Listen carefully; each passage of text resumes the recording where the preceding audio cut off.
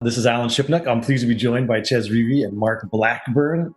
Let's just jump into the road to Wingfoot. And for both of you, I'm wondering the difference between a major championship week and an everyday tour event. How does that affect your preparations and how you gear up for it to be at peak performance? Yeah, well, I'd say the biggest difference is it's golf courses that we don't play all the time. So it usually means practice rounds are longer. I think, we're scouting the golf course more. And then we have a statistician that we also work with, Mark Hortz, and he kind of gives us the ins and outs on the holes that, play more over par than others and kind of create a game plan from there. And that game plan happens even before you get to the golf course. It's all, the math is crunched ahead of time. Yeah. So we'll have, we'll know kind of based on previous tournaments played at the golf courses, what holes play tougher than others and what holes are kind of your scoring holes where if you're going to make birdies, they're kind of the holes where it happens. And so you kind of know when to be more aggressive and when to be less aggressive. Mark, how involved are you in that kind of course management strategy?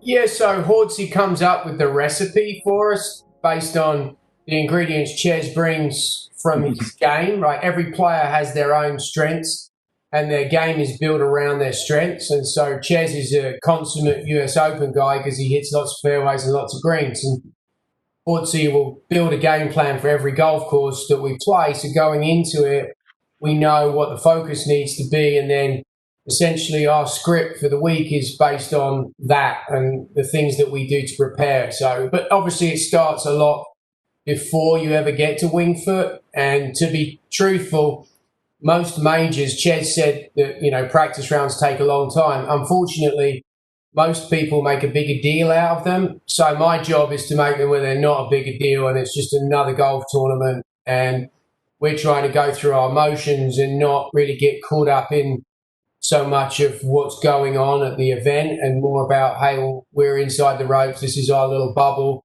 and we're just going about our business. And it's just to us, I mean, Chez may kind of disagree, but it's just golf holes, right? There's a way to play them, and based on the strengths that he has, this is how we kind of attack the golf course. And it's as simple as that. And that's the same recipe for every single week that we play a golf tournament.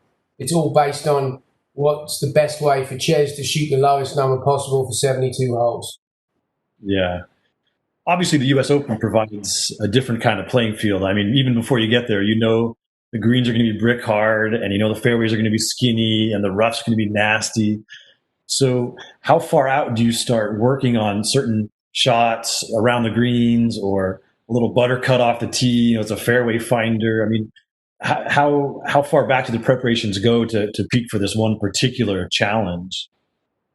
Yeah, so I think a lot of that, we don't change a whole lot in the golf swing when it comes to that stuff. We do that work day in and day out.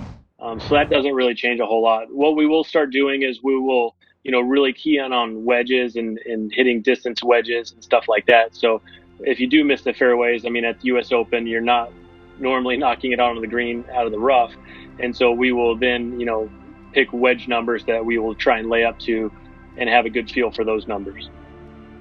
Can you replicate the short game challenges of 6-inch rough? No, definitely not in Arizona this time of year. Yeah. In Arizona this time of year, the greens are soft and there isn't really any rough. But that's what we use the practice rounds for. And so it's like Mark said, it's like we'll have a game plan and we'll kind of, when we're out there, we'll plot our way around.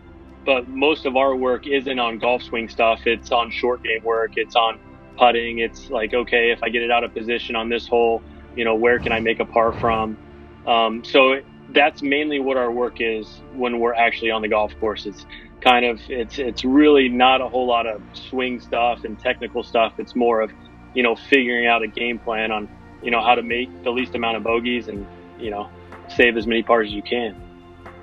Where does the mental game come into that? Because it's going to be a slog, and unlike the tour events since the restart where you have to shoot 25 or 30 under to win, for the most part, even pars are going to be a great score at Wingfoot. So how do you change your mental approach where par is a victory and you don't have to really go low?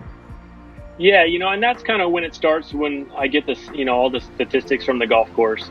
and you realize, hey, par's a great score. Pars are really kind of like making birdies, and so you really scale back, and you don't play as aggressive, from the fairways. You're just trying to hit greens. You're trying to hit fairways, hit greens, just because par is a good score. So, even if you have a 7 or an 8 iron in your hand on some of the holes, that doesn't mean you're going flag hunting, because the greens are firm and fast. You're still just trying to hit it in the middle of the green, and if you make a 20 or 30 footer for birdie, then it's icing on the cake. But you're not going out trying to just, seek all the pins and, like you said, make 25 or 30 birdies.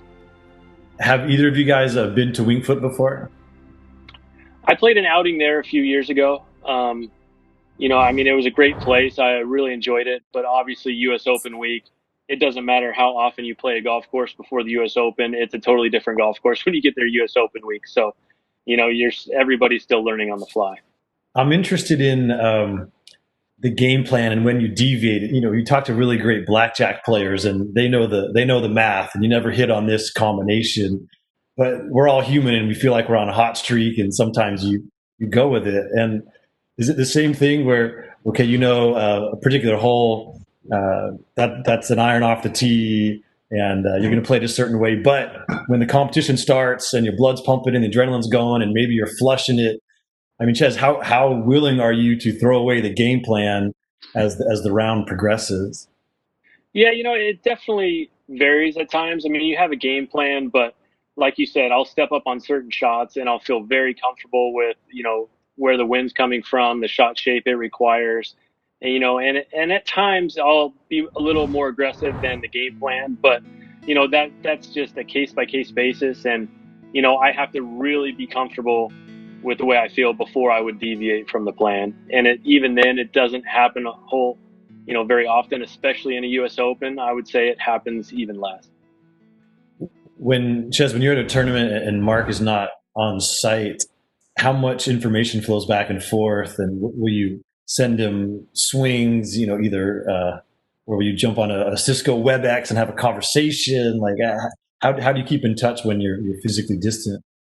Yeah, I mean, it's mainly texting and videos, and honestly, I can send Mark a text and say, hey, this is what my ball flight is. And he's seen me hit so many golf balls that he can respond, and he knows exactly what it is just by memory. He knows my swing, better than I do.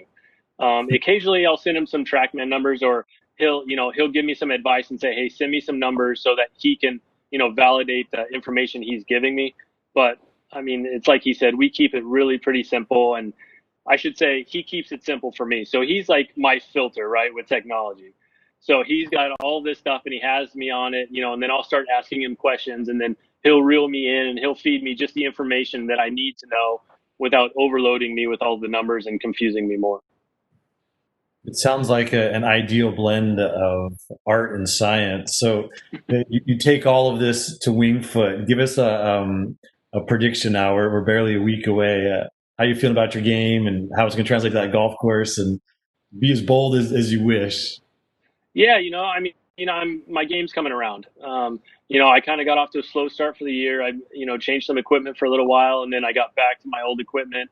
But then, coronavirus happened, and I didn't get much of a chance to play, and so I was kind of behind the 8 ball when we came back. And but yeah, we've put a lot of work in. He was here in Arizona. I'm starting to hit the ball really well. He's got my putter back, working again after that machine he had me on last week, and I've been practicing hard.